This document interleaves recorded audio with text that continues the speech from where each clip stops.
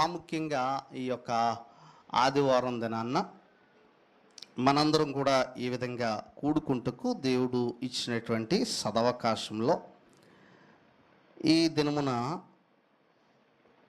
పరోను గురించి మీకు నేను తెలియజేయాలని అనుకుంటున్నాను. పరో ఎవరు? పరో అంటే అనగానే ఐగుప్తు దేశాన్ని ఎవరైతే పరిపాలిస్తారో వారిని పరో అంటారు. అసలు పరోకి పేర్లు ఉన్నాయి. ఎలాగైతే భారతదేశాన్ని పరిపాలించేవారు ప్రధానమంత్రి అనేటువంటిది ఎలాగైతే ఉందో అలాగనే ముఖ్యంగా ఐగుప్తు దేశాన్ని పరిపాలించేటువంటి వారిని పరో అని పిలుస్తూ ఉంటారు. అయితే ఈ పరోను గూర్చి మనందరికీ తెలిసినటువంటి విషయమే. ఇశ్రాయేలీలు మరి ముఖ్యంగా మనందరికీ బాగా తెలిసిన విషయమే. యోసేపు ముందుగా ఐగుప్తు వెళ్ళడం, ఐగుప్తు వెళ్ళిన తర్వాత కుటుంబీకులు కూడా మరి యోసేపు దగ్గరికి వచ్చేయడం, ఐగుప్తుకి యాకోబు తన యొక్క కుమారులు వచ్చేయడం, వచ్చిన తర్వాత మళ్ళా అక్కడ వాళ్ళు విస్తరించడం. యోసేపు అయితేనేమి వీళ్ళందరూ తదనంతరం చనిపోయిన తర్వాత విస్తరించడం. ఆ విస్తరించడంలో మరి చాలా అంటే ఎంత విస్తరించారంటే చాలామంది ఇశ్రాయేల్ అయిపోయారు ఐగుప్తు దేశంలో. ఈ సందర్భంలో ఆ దేశాన్ని పరిపాలిస్తున్నటువంటి పరో గూర్చినటువంటి కొన్ని విషయాలు మనం జ్ఞాపకం చేసుకుందాం. ఆ పరోను గూర్చి మనం తెలుసుకునేటువంటి విషయాలు కూడా మనం జ్ఞాపకం చేసుకుందాం. పరో విషయంలో మరి మనందరికీ బాగా తెలిసినటువంటి విషయం ఏంటంటే ఐగుప్తు దేశం నుంచి మోషే ఒక కారణాన్ని బట్టి పారిపోయి మిద్యాను దేశంలో ఉన్నప్పుడు దేవుడు మరి అతనితో మాట్లాడినప్పుడు నేను మరలా ఐగుప్తుకు వెళ్ళాలి, నా ప్రజలను తీసుకొని రావాలని మోషేకి చెప్పినప్పుడు అక్కడ జరిగిన సందర్భం ఏంటంటే వెళ్ళి మోషే అహరోన్లు వెళ్ళి పరో సముఖమునకు వచ్చి అక్కడ పరోను అడుగుతారు. ఏమని అడుగుతారనంటే ఇప్పుడు మనం చదవబడినటువంటి వాక్య భాగంలో నిర్గమకాండము 5వ అధ్యాయంలో ఏమంటున్నారంటే చూడండి, 5వ అధ్యాయంలో తరువాత మోషే అహరోన్లు వచ్చి పరోను చూచి ఇశ్రాయేలీల దేవుడైన యెహోవా అరణ్యములో నాకు ఉత్సవము చేయుటకు నా జనమును పోనిమ్మని ఆజ్ఞాపించుచున్నాడని. ఇదిగో ఫరో దగ్గర సెలవు తీసుకుంటున్నాను, మా జనులందరినీ కూడా పంపించేయండి, మేము అరణ్యంలో యెహోవాకి ఏం చేయాలి? ఉత్సవం చేయాలి అనేటువంటి మాట అన్నప్పుడు ఫరో అన్నటువంటి మాట ఏంటో చూడండి. ఫరో అన్నటువంటి మాట ఏంటనంటే ఫరో నేను అతని మాట విని ఇశ్రాయేలును పోనిచ్చుటకు యెహోవా ఎవడని అడుగుతున్నాడు. తర్వాత రెండవ విషయం ఏంటంటే నేను యెహోవాను ఎరగను, ఇశ్రాయేలును పోనీయను. చాలా సందర్భాల్లో మనం ఆలోచించినట్లయితే ఫరో ఎలాగ మాట్లాడుతున్నాడు ఈ విషయంలో అంటే ఒక గర్వంతో మాట్లాడుతున్నాడు. ఇప్పుడంతా బాగుంది, ఇప్పుడంతా సస్యశ్యామలంగా ఉంది, దేశానికి అక్కడ పరిపాలన చేస్తున్నాడు కనుక యెహోవా ఎవడు అని అడిగాడనంటే ఒక రకంగా చెప్పాలంటే మనం అన్నీ బాగున్నప్పుడు మన మాటలు కూడా ఇలాగే ఉంటాయి. చాలామంది పరో ఈరోజు నేను చెప్పాలనుకున్న అంశం ఏంటంటే పరో భక్తి. చాలామంది పరో భక్తి చేస్తూ ఉంటారు. పరో భక్తి చాలా ప్రమాదకరం సుమా. పరో కూడా సమ్టైమ్స్ భక్తిపరుడే. మన యొక్క భక్తి దేవుని కొరకు నిత్యము మండుచుండాలి. అది నిత్యము, అందుకే లేవియా కాండాలు అన్నట్లుగా అది ఆరిపోకూడదు. అది పరిస్థితులను బట్టో, కష్టాలు పోయినప్పుడు యెహోవా లెక్క చేయకపోవడం, కష్టాలు వచ్చినప్పుడు యెహోవా కాళ్ళ దగ్గర పడి ఏడవడం వల్ల ఉపయోగం లేదు. మళ్ళా కష్టాలు పోయినప్పుడు మళ్ళీ నీ స్వభావాన్ని చూపించడం, కష్టాలు మళ్ళీ పోయినప్పుడు మళ్ళా నీ స్వభావాన్ని చూపించడం, కష్టాలు వచ్చినప్పుడు మళ్ళా నువ్వు అలాంటిదే పరో భక్తి. ఫరో ఏం చేశాడో చూడండి. ఫరోని కూర్చున్నటువంటి కొన్ని సంగతులు మీకు ఈ మధ్య ఈ యొక్క సందర్భంలో తెలియజేయాలని ఆశిస్తూ ఉన్నాను. చూడండి, ఫరోను కూర్చున్నటువంటి ఫరో మొట్టమొదటిగా మనం ఆలోచించినట్లయితే యెహోవాను గూర్చి ఎరగనన్నాడు, యెహోవాను గూర్చి గర్వంగా మాట్లాడాడు. రెండో సంగతి ఏంటంటే ఇశ్రాయేలు ప్రజలను ఫరో బాధ పెట్టాడు. ఎంతగా బాధ పెట్టాడో చూడండి ఇశ్రాయేలు ప్రజల్ని. ఇశ్రాయేలు ఎవరి ప్రజలు? దేవుని ప్రజలు. దేవుని ప్రజలు అయ్యున్నటువంటి ఇశ్రాయేల్ని బాధ పెట్టాడు. ఏ విధంగా బాధ పెట్టాడు అనేటువంటి సంగతి కనుక మనం ఆలోచించినట్లయితే నిర్గమకాండము 1వ అధ్యాయంలో ఎంత బాధ పెట్టాడో చూడండి ఆ ప్రజల్ని.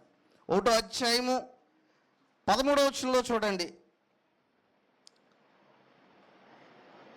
1వ అధ్యాయం 13వ వచనంలో చదువుతున్నాడు. ఇశ్రాయేలు చేత ఐగుప్తీయులు కఠినముగా సేవ చేయించుకున్నది. వారు ఇశ్రాయేలు చేత చేయించుకున్న ప్రతి పనియు కఠినంగా ఉండెను. వారు జిగట మంటి పనిలోను, ఇటుకల పనిలోను, పొలములో చేయు ప్రతి పనిలోనూ కఠిన సేవ చేయించి వారి ప్రాణములను ఏం చేశారు?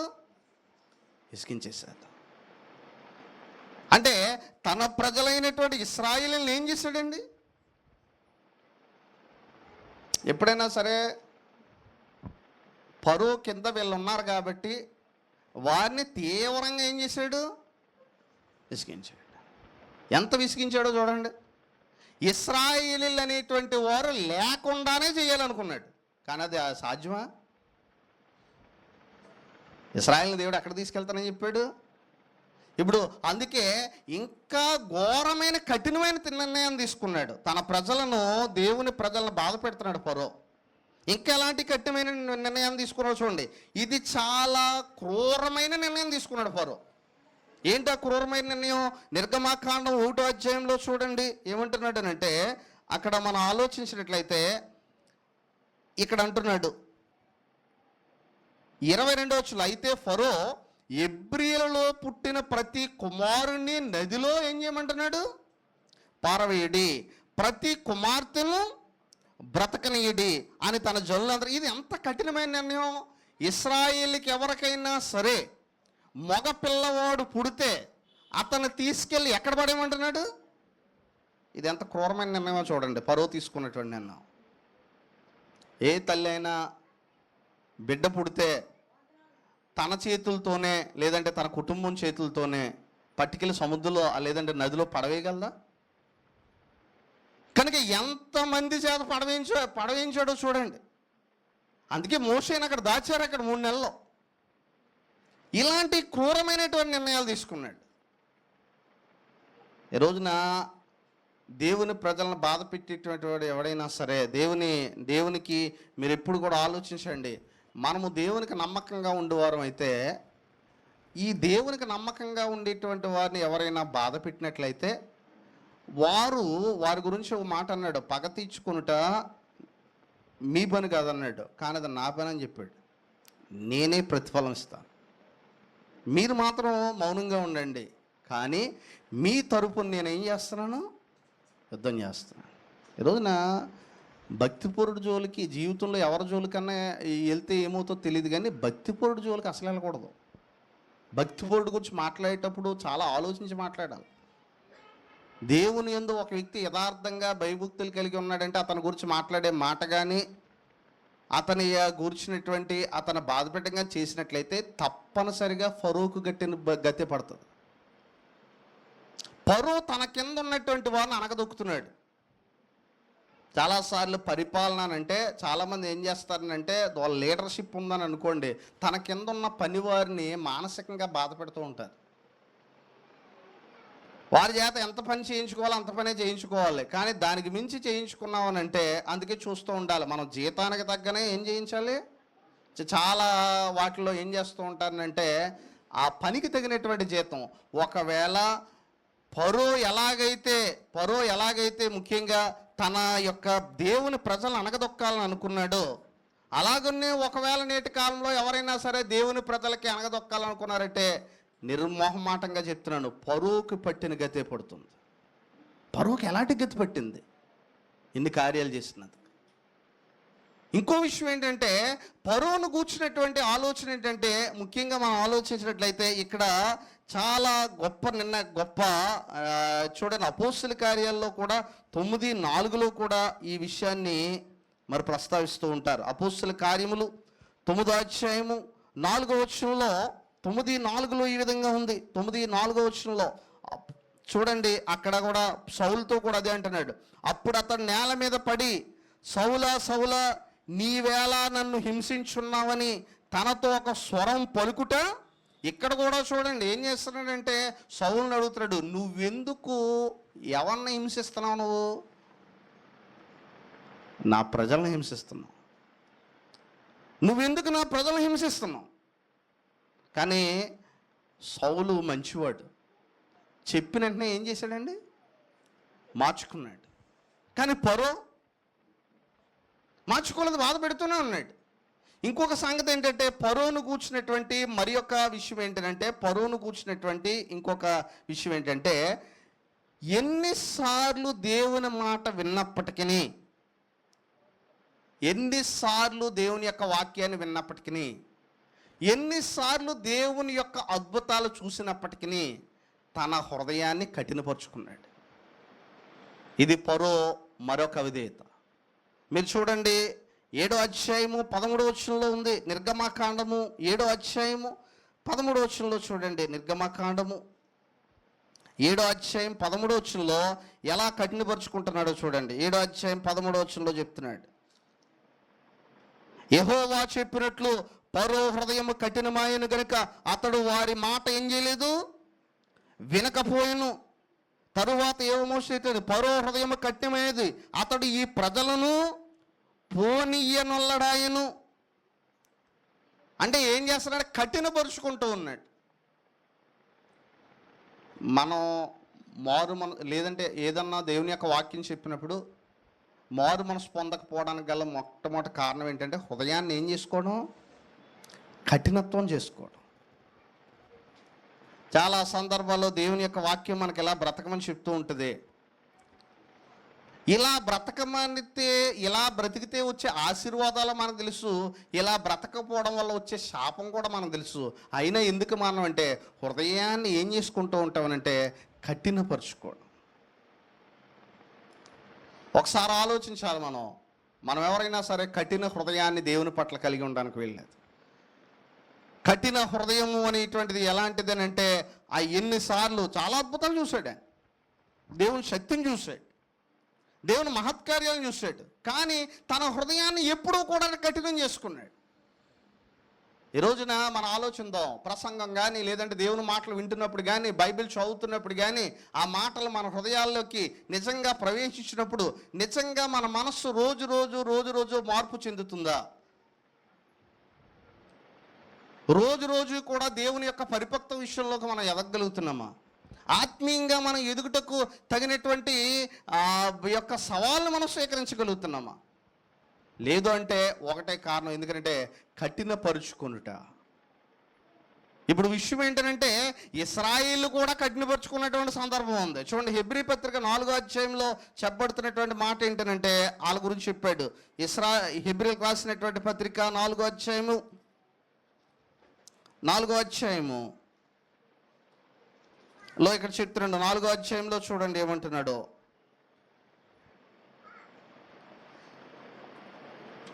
3వ అధ్యాయం 12వ వచనంలో చూడండి. సహోదరులారా, జీవము గల దేవుని విడిచిపోవునట్టి విశ్వాసము లేని దుష్ట హృదయము మీలో ఎవని యందైనను ఒకవేళ ఉండునేమో అని జాగ్రత్తగా చూచుకొనుడి. ఇక్కడ ఏది జాగ్రత్తగా చూచుకోవాలట? విశ్వాసం లేని దుష్ట హృదయం మనలో ఎవరైనా ఉంటే జాగ్రత్తగా చూసుకోవాలంట. మన చుట్టుపక్కల పాములు ఉన్నాయి లేదా జాగ్రత్తగా చూసుకుంటాం మనం. లేదంటే ఏదైనా కరోనా వస్తుందంటే చాలా జాగ్రత్తగా కాపాడుకుంటాం మనం. లేదంటే ఏదన్నా అపాయం వస్తుందని అనుకోండి, ఏదైనా కలరా వస్తుంది లేదంటే ఏదో జ్వరాలు వస్తున్నాయంటే చాలా జాగ్రత్తగా కాపాడుకుంటాం మనం. కానీ అన్నిటికంటే జాగ్రత్తగా కాపాడుకుంది ఏంటంటే, దుష్ట హృదయము ఎవరిలో అన్నా ఉందేమో జాగ్రత్తగా చూసుకోండి అని చెప్తున్నాడు ఇక్కడ. హృదయము దేవుని పట్ల ఏ విధంగా ఉంది అనేటువంటి సంగతి ఇక్కడ జ్ఞాపకం చూసుకోండి అంటున్నాడు. అక్కడ చెప్తున్నాడు, ఏమని మాట్లాడుతున్నాడు అంటే ముఖ్యంగా అపోస్తలులు రాసినటువంటి విధానం హెబ్రీ పత్రికలో మనం చూసినట్లయితే ఇక్కడ చెప్పబడుతున్నటువంటి మాట చూడండి, 13వ వచనంలో చూడండి, 3:13లో, నేడు మీరు ఆయన శబ్దమును విని ఎడల కోపం పుట్టించినప్పటి వలె మీ హృదయములను కఠినపరచుకొనకుడని ఆయన చెప్పును గనుక పాపం వలన కలుగు భ్రమ చేత మీలో ఎవడునూ కఠినపరచబడకుండునట్లు నేడు అనబడు సమయం ఉండగానే ప్రతి దినమును ఒకరినొకడు ఏం చేసుకోమంటున్నాడండి? బుద్ధి చెప్పుకోండి అంటున్నాడు. ఈ రోజున ప్రతిదినం ఒకరికొకరు బుద్ధి చెప్పుకునే రోజులయ్యి, అసలు ప్రతిదినం ఒకరికొకరు బుద్ధి చెప్పుకునేటువంటి విధానంలో నేటి కాలంలో ఉన్నారా? ఒకవేళ బుద్ధి చెప్తే స్వీకరించే విధానంలో ఉన్నారా? ఇక్కడ విషయం ఏంటంటే ఇక్కడ చెప్తున్నాడు, ఒకరినొకరు నేడు అనేటువంటి సమయం ఉండగానే ఒకరినొకడు మీరు బుద్ధి తెచ్చుకోండి అంటున్నాడు, ఒకరినొకడు బుద్ధి చెప్పుకోండి అంటున్నాడు. ఏదైనా ఒక విషయం ఇదిగో ఇది మార్చుకోనంటే సంతోషంగా స్వీకరించేటువంటి వారు ఎంతమంది ఉన్నారు ఈ రోజుల్లో? దాన్ని తీసుకొని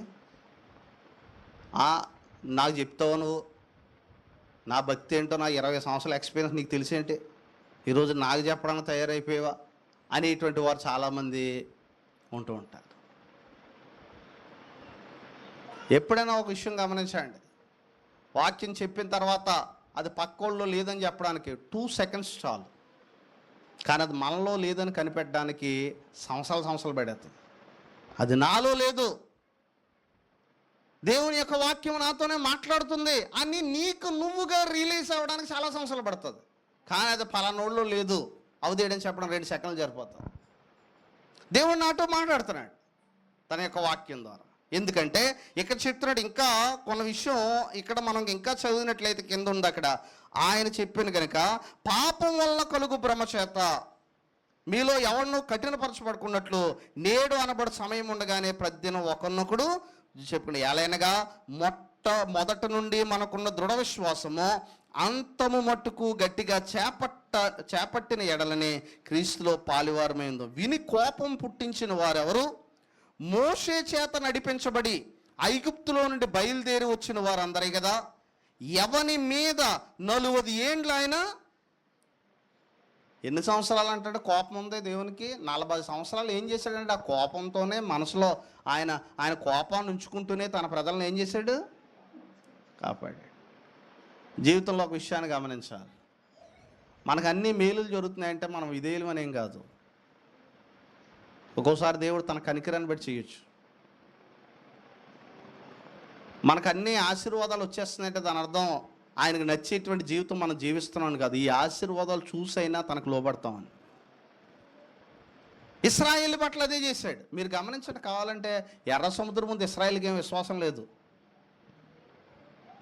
అందులో మోషేకి కొంతమందికి ఉండొచ్చేమో, కానీ చాలామంది ఏమన్నారంటే ఎర్ర సముద్రం అడ్డు రాగానే వారు అన్నటువంటి మాట ఏంటనంటే, ఈ అరణ్యములో ముఖ్యంగా అక్కడ ఉంటే మాకు సమాధులైనా ఉండేవి, ఇక్కడ కనుక మునిగిపోతే సమాధులు చేయడానికి కూడా లేదు, ఇంకా డైరెక్ట్గా ఈ సముద్రంలోనే ఏమైపోతారు, అందుకు తీసుకొచ్చామని చెప్పి మోషే మీదను మళ్ళా ఎవరి మీదనో శనిగారు, దేవుని మీదనో శనిగారు.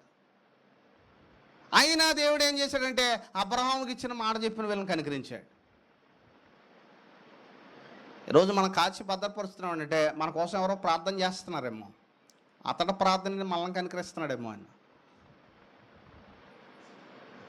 దైవజనులు అందరి కోసం ఎందుకు ప్రార్థన చేస్తారనంటే ఒక రకంగా, లేదంటే వేరే వాళ్ళు ఒకరికొకరు ప్రార్థన చేస్తున్నట్లయితే ప్రార్థన చేసేవాడి యొక్క భక్తిని బట్టి ఒకసారి తాత్కాలికంగా మనం కనికరించబడవచ్చు. కానీ ఇక్కడ ఏం చెప్తున్నాడంటే అది ఎంతవరకు ఉంది అని అంటే, ఇక్కడ విషయం ఏంటంటే భక్తి అనేటువంటిది మనం ఆలోచించినట్లయితే ఇది మోషే ఇశ్రాయేల్ ప్రజలు ఎలాగైతే తర్వాత విరవిగారో, అలాగే ఫరో ఎలాగైతే మొట్టమొదటిగా విరవిగాడో అలాంటి దాన్ని కలిగి ఉండకూడదు. అక్కడే మోషే కూడా ఉన్నాడు, అక్కడే యెహోషువ కూడా ఉన్నాడు, అక్కడే కాలేబు కూడా ఉన్నాడు. మోషే, యెహోషువ, కాలేబు. రోజు ఒక్కోసారి ఆలోచిస్తూ ఉంటాను, కాలేబు యెహోషువల పేర్లే చెప్పబడినాయి కానీ వాళ్ళ ఫ్యామిలీ పేర్లు ఎందుకు చెప్పబడలేదు? చాలా ఆశ్చర్యం అవుతుంది అది. ఒకే ఇంట్లో ఈరోజు కూడా ఒకడు భక్తిపరుడై ఉంటాడు, మిగతా వాళ్ళు అందరూ భక్తిహీనులు అయి ఉంటారు.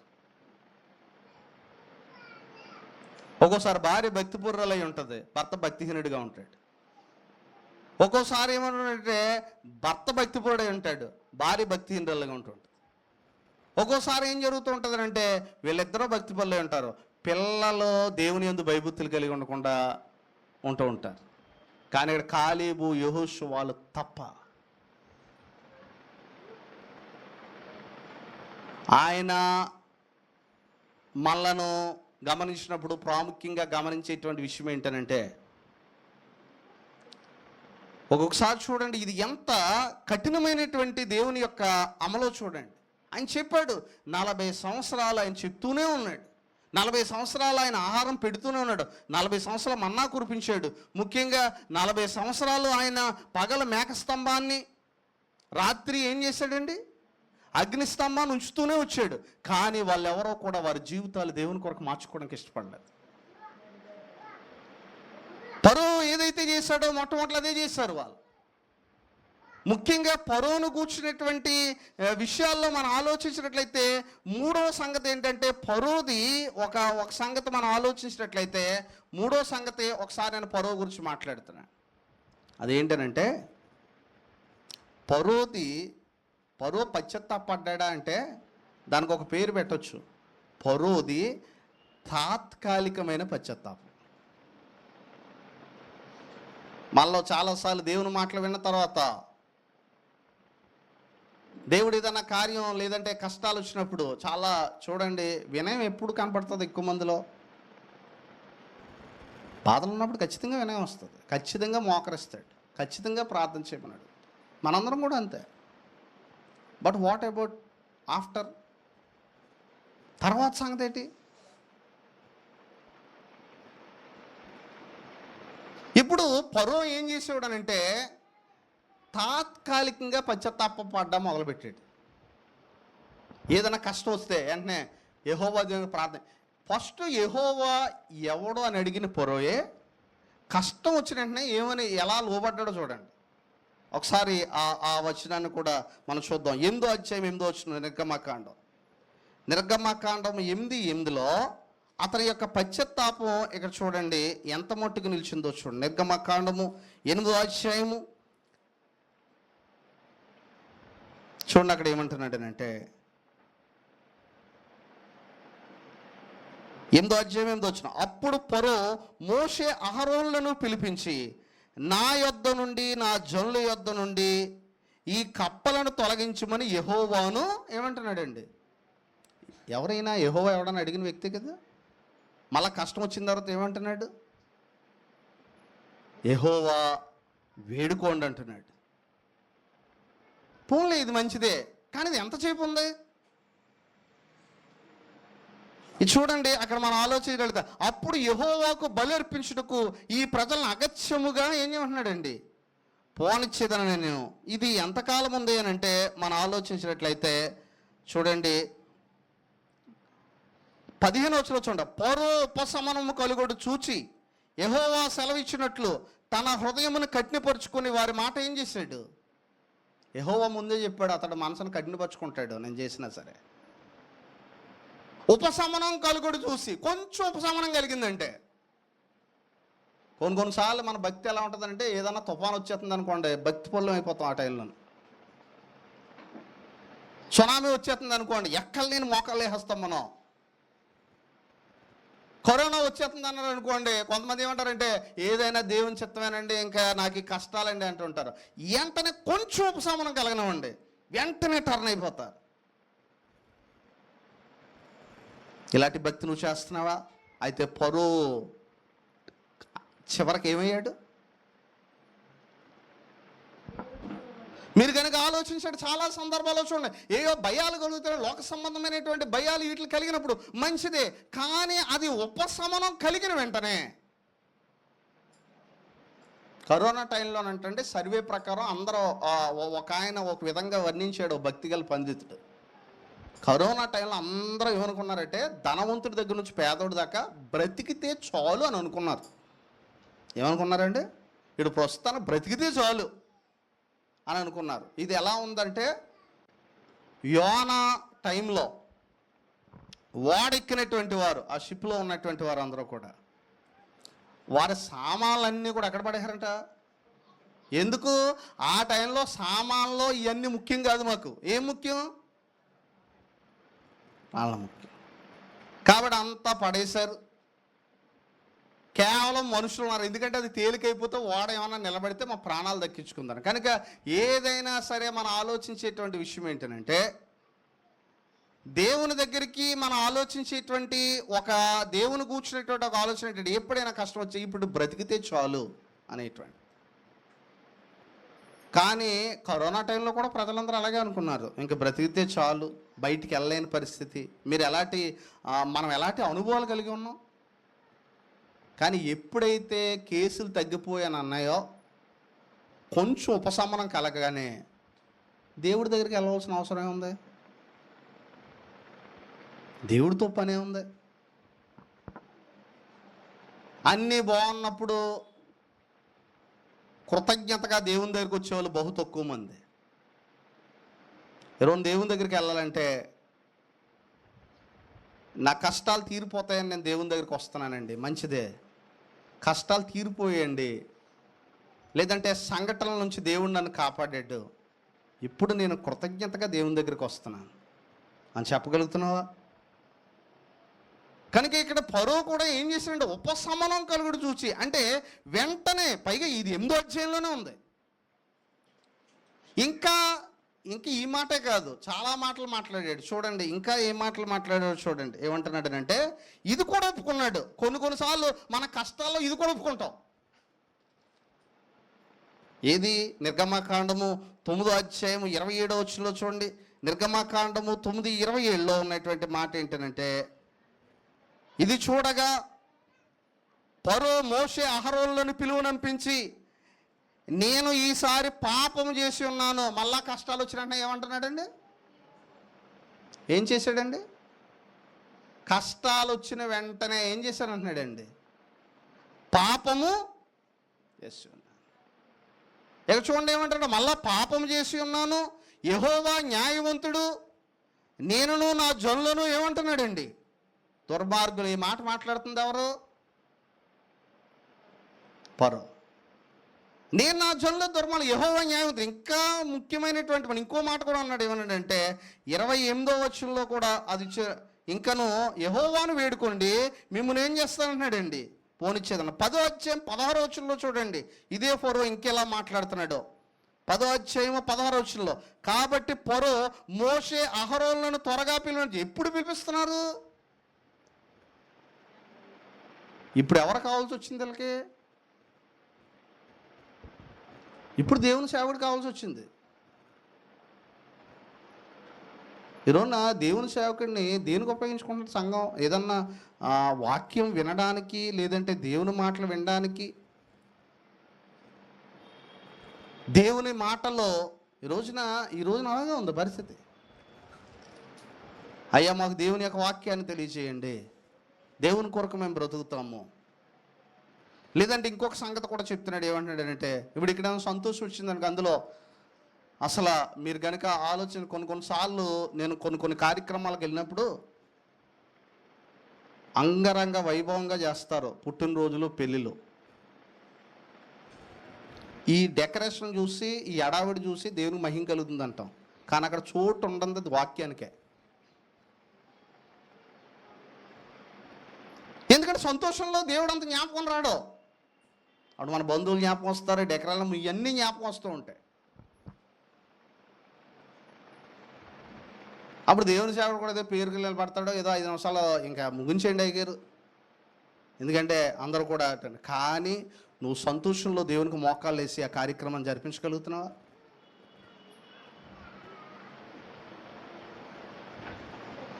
దేవునికి కావాల్సిన అడావిడి కాదు, మోకరించి చేసేటువంటి భక్తి. మనము దేవుని కొరకు ఎలాంటి కృతజ్ఞతాస్తులు చెల్లిస్తున్నాం? దేవుడు మనకి ఒక మంచి గృహాన్ని ఇచ్చాడు. చూడండి, ఆ గృహప్రవేశం రోజున మీరు చాలాసార్లు చూడండి, ఆ గృహప్రవేశం రోజు దేవునికి ఎంత మహిమ కలుగుతుంది. అయ్యా, నేను ఎలాంటి వాడిని, ఎలాంటి స్థితిలోంచి నువ్వు తీసుకొచ్చావు, ఇంతటి ఇల్లు నాకు ఇవ్వడానికి నేను ఏ పాటి వాడిని తండ్రి, నీ కృతజ్ఞతలు చెల్లిస్తాను అని ఒక భావంతో దాంట్లో ప్రవేశించగలుగుతున్నారు. లేదంటే ఒక వివాహం, లేదంటే ఒక బర్త్డే. నిజంగా ఆలోచించలే, ప్రభా నాకు బతకడానికి అర్హత లేకపోయినా నువ్వు బ్రతికించావు నన్ను, నా బిడ్డల్ని, నీ కృతజ్ఞతలు చెల్లిస్తాను అని అన్న. అసలు ఆ కార్యక్రమంలో ఆ పెట్టించుకున్న కుటుంబం ఉండదు అక్కడ. అలా వెనకాల కూడా మంచిలు సాంబార్ వేస్తుంటారు. అండ్ చివరిలో ముగింపు ప్రార్థన చేయాలని కుటుంబ సభ్యులందరూ రండి అంటుంటారు. అసలు ముందు ఏదన్నా కార్యక్రమం ఉందనంటే ముందు ఎవరైతే పెట్టించుకున్నారో వారు దేవుని ముందు నిలబడి కృతజ్ఞతాస్తులు చెల్లించాలి సుమా. మార్త బోల్డ్ అడావిడి చేసింది, యేసుప్రభు వారి ఇంట్లోకి వచ్చారు. అదంతా కాదు, కూర్చొని ఆయన పాదాల దగ్గర కూర్చొని వాక్యం మరీ కావాలి.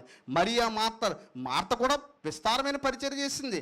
మార్త మరియా కలిసి ఉండాలి, పరిచర్యలోనే ఉండాలి. అలాగనే ఆయన వాక్యం దగ్గర కూర్చునేటువంటి విధేయత కూడా ఉండాలి. మరియా కూర్చొని వింటుంది. దేవుని కృతజ్ఞతలు చెల్లించాలి. భక్తి అనేటువంటిది ఎవరెవరి దగ్గర నేర్చుకోవడం వీలేదు, కానీ బైబిల్లో మనకు చాలా వచనాలు ఉన్నాయి. ఇంకా ఫరో ఏమంటున్నాడో చూడండి. ఇంకా మనం ఆలోచించినట్లయితే ఇంకా 10వ అధ్యాయంలో 16వ వచనంలో చూడండి. కాబట్టి ఫరో మోషే అహరోనులను త్వరగా పిలిపించి, నేను మీ దేవుడైన యెహోవా ఎడలను మీ ఎడలను ఏం చేశానంటున్నాడండి, పాపము చేసి తిని మీరు దయచేసి ఈసారి మాత్రమే నా పాపము క్షమించి నా మీద నుండి ఈ చోవ మాత్రము ఏం చేయమంటున్నాడండి, తొలగించుమని మీ దేవుడైన యెహోవాను వేడుకొనుడు అనగా, అయ్యా దయచేసి నా పాపాలు ఈ ఒక్కసారి క్షమించండి, మళ్ళా చనిపోకుండా నన్ను కాపాడండి. ఎన్నిసార్లు అన్నావు ఇలాగా దేవునితోటి? సరే అన్నావు, తర్వాత దేవునికి విధేయుడిగా ఉంటున్నావా? ఉంటే చాలా ఆశీర్వాదకరం. మనకి కష్టాలు శ్రమలో రావడం ఆశీర్వాదకరం. ఎందుకో తెలుసా? ఆయనకి దగ్గర అవడానికి. ఆయనకి దగ్గర అవడం కంటే గొప్ప జీవితం ఏముంది ఈ లోకంలో? పరమ తండ్రికి, సృష్టికర్తకు, మన కోసం రక్తం కాచిన యేసు ప్రభువుకి కృతజ్ఞతగా ఈ భూమి మీద జీవించడం కంటే గొప్ప జీవితం ఇంకేదన్నా ఉందా? కలెక్టర్ జీవించే జీవితం కంటే గొప్పదని చెప్తున్నాను. ప్రధానమంత్రి జీవించేటువంటి జీవితం కంటే క్రీస్తు కొరకు బ్రతికేటువంటి బ్రతుకు గొప్పదే. చాలా గొప్పది ఈ బ్రతుకు. ఎందుకో తెలుసా? శ్రేష్టమైన నిరీక్షణ. అందుకంటాడు అమూల్యమైన నిరీక్షణ, అమూల్యమైన రక్తం. ఇంకో మాట కూడా ఏమంటాడంటే సుఖప్రదమైనటువంటి నిరీక్షణ. ఈ నిరీక్షణ మనల్ని ఏం చేయదంటండి, సిగ్గుపరచదు. మీరు ఎప్పుడైనా ఆలోచించండి, దేవుని కొరకు బ్రతికి జీవితం నాశనం అయిపోయిన వాళ్ళు బైబిల్లో ఒక్కరైనా ఉన్నారా? ఆలోచించండి ఒకసారి. దేవుని కొరకు బ్రతికి ఆదికాండం నుంచి ప్రాణగంధం వరకు కూడా దేవుని కొరకు బ్రతికి జీవితాలు అర్థం లేనిగా తయారైన ఎవరైనా ఉన్నాయా? కష్టాలు ఉన్నాయి, శ్రమలు ఉన్నాయి, కానీ దేవుడు వారిని నడిపిస్తూనే ఉన్నాడు. అందుకే దావీదు అంటుంటాడు, సముద్రములో నేను వెళ్ళి నివసించినా, ఎక్కడన్నా నేను వెళ్ళి నివసించిన అక్కడనూ నీ చెయ్యి నన్ను నడిపిస్తుంది. నా కష్టాల్లో ఉన్నా నువ్వు వదలవు, నాకు తెలుసు. కష్టాలన్నీ కూడా ఒకటి, ఇవన్నీ దేవుని చేతిలో ఉన్నాయి. అందుకే అన్నాడు, మీ బాధలన్నీ కూడా నా మీద వేయండి అని కూడా అన్నాడు. అంత ప్రేమించేటువంటి దేవుడు. ఇప్పుడు ఫరోను కూడా చెప్తున్నాడు. కొన్నిసార్లు భక్తి ఏ విధంగా ఉంటుందో మన భక్తిని కూర్చునేటువంటి ఆలోచన మనం చేసుకోగలగాలి. హోషియా గ్రంథంలో ఇశ్రాయేల్ భక్తిని ఎలా పోల్చాడో చూడండి. ఎలా పోల్చాడో చాలాసార్లు మనం ఆలోచించినట్లయితే ఈ మాటలో హోషియా గ్రంథము 6వ అధ్యాయం 4వ వచనంలో ఒక్కొక్కసారి భక్తిని ఏ విధంగా పోల్చాడో చూడండి. హోషియా గ్రంథము 6వ అధ్యాయము 4వ వచనము, 6:4 వచనము. ఎఫ్రాయిము నిన్ను నేనేమి చేతును, యోధా నిన్ను నేనేమి చేతును, తెల్లవారగానే కనబడు మేఘము ఎగిరిపోవునట్లును, ప్రాతకాలమునప్పుడు మంచు ఆరిపోవునట్లును మీ భక్తి నిలవకపోవును. దేంతో పోల్చాడు? కొంతమంది భక్తి ఎలా ఉంటుందంటే పగల మేఘం వస్తా చూడండి ఉదయాన్నే, ఆ మేఘంగా దేవుడికి ఏమైపోద్ది? అలా ఉందంటండి వాళ్ళ భక్తి. పొద్దున్నే చూడండి ఒకసారి మేఘం అట్టేస్తుంటుంది, వర్షం కురిసేస్తుందేమో అని కంగారు పడుతూ ఉంటారు, కాజేడుగా మేఘపోయి ఎండగా హెత్తుంటుంది. భక్తి అలా ఉంటుంటుందట, మేఘంలాగా. చూడండి అక్కడ ఏమంటున్నాడు అంటే, తెల్లవారగానే కనబడి మేఘం ఎగిరిపోనట్లు మేఘంగా దేవుడికి ఏమైపోద్ది, ఎగిరిపోద్ది. తర్వాత ఏంటంటే ప్రాతకాలం పొద్దు మంచు పుడుతూ ఉంటుంది, ఆ మంచుగా దేవుడికి ఏమైపోద్ది, భక్తి అలా ఉండడానికి లేదు. మనది ఎగిరిపోయే మేఘం లాంటి భక్తి అయ్యి ఉండకూడదు. అందుకే ఎలాంటి భక్తి గురించి ఆయన మాట్లాడుతున్నాడనంటే, నిజంగా మన దుఃఖం ఎలాంటిది అయి ఉండాలంటే దైవ చిత్తానుసారమైన దుఃఖం అయి ఉండాలి. చూడండి, అందుకే కొరింథీ పత్రికలో చివరిగా నేను నాకు విషయాన్ని మీకు జ్ఞాపకం చేసి ముగిస్తున్నాను. 2 కొరింథీ 7వ అధ్యాయము 10వ వచనంలో చూడండి. 2 కొరింథీ 7వ అధ్యాయము 10వ వచనంలో చివరిగా 7వ అధ్యాయము 10వ వచనంలో అక్కడ అంటున్నాడు, దైవ చిత్తానుసారమైన దుఃఖము. ఏ దుఃఖం ఉండాలి మనలో ఎవరైనా దైవ చిత్తానుసారమైన దుఃఖం ఉందనుకోండి, మనం చాలా శ్రేష్ఠులం. దైవ చిత్తానుసారమైన దుఃఖము రక్షణార్థమైన మారు మనసును ఏం చేస్తుంది, కలగజేయండి. రక్షణార్థమైన మారు మనసును కలగజేస్తుంది. ఈ మారు మనసు దుఃఖాన్ని పుట్టించదు. ప్రభు కొరకు మనం ఏడ్చామని అనుకోండి, అది భవిష్యత్తులో దుఃఖం కాకుండా పోతుంది. మనం ముఖ్యంగా ప్రభు కొరకు ఏడవలేదని అనుకోండి, ఖచ్చితంగా అది మనల్ని నాశనం చేస్తుంది. ఇంకో దుఃఖం కూడా ఉందట, ఏంటది, అది చూడండి ఏమంటున్నాడంటే, అయితే ఈ లోక సంబంధమైన దుఃఖం మరణానికి కలగజేస్తుంది, లోక సంబంధమైన దుఃఖం కూడా ఉందట. రెండింటికి తేడా ఏంటి, దైవ చిత్తానుసారమైన దుఃఖము, లోకానుసారమైన. కొన్నిసార్లు మనం ఏమంటే లోకానుసారమైన దుఃఖాలే దైవ చిత్తానుసారమైన దుఃఖాలు అనుకునే ప్రమాదం ఉంది. దైవ చిత్తానుసారమైన దుఃఖం అంటే ఏంటి ఎప్పుడు ఆలోచించామా? దైవ చిత్తానుసారమైన దుఃఖం అంటే ఆయనకు లోబడుటకు మన అతిక్రమములను సరిచేసుకుంటూ ఆయన ముందు మోకరించి, ప్రభా నీ కొరకు ఇంకనూ నేను నమ్మకంగా బ్రతుకుతాను, నన్ను ఎంతగా ప్రేమిస్తున్నావు కాబట్టి నీ కొరకు నేను యథార్థంగా బ్రతుకుతాను అని దుఃఖముతో మనము ఆయనకి చేసేటువంటి విజ్ఞాపన. లోకానుసారమైన దుఃఖం ఉందనుకోండి, మీరు ఎప్పుడన్నా సరే ఆలోచించండి, ఏదో లేదని ఎప్పుడూ ఏడవద్దు. ఈ లోకపరంగా నాకు భక్తి లేదు అని ఏడవండి, విశ్వాసం లేదని ఏడవండి, యథార్థత లేదని ఏడవండి. అదే దైవ చిత్తానుసారమైన దుఃఖం. మనం ఏం చేస్తూ ఉంటామంటే ఎక్కువ వేట్ల కోసం ఏడుస్తూ ఉంటాం. మనం